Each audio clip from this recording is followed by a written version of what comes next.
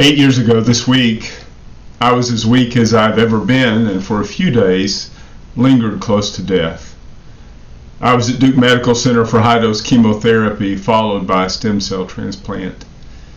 I'm not much of a mystic, but on the hardest night, when I could feel life slipping away from me, I felt a presence and heard a voice which I understood to be the presence and voice of Jesus.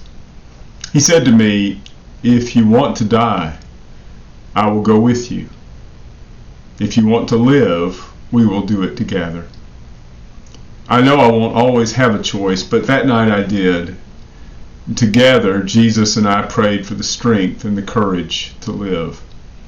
So here I am, 8 years later, surprised and astonished to be alive. When I was diagnosed with multiple myeloma in early 2014, the median life expectancy was 5 years. So I'm in what Raymond Carver called the gravy years. He'd been diagnosed with lung cancer, which his doctor thought would kill him quickly. Instead, Carver lived for another decade.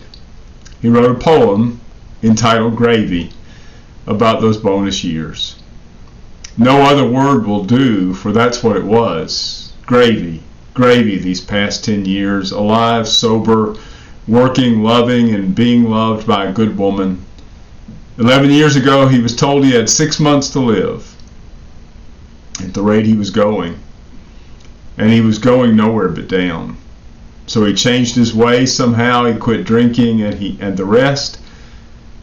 After that, it was all gravy. Every minute of it, up to and including when he was told about, well, some things breaking down and building up inside his head. "Don't weep for me," he said to his friends. "I'm a lucky man. I've had 10 years longer than I or anyone expected. Pure gravy. And don't forget it. I'm in the gravy years, and I don't want to forget. I'm so very grateful."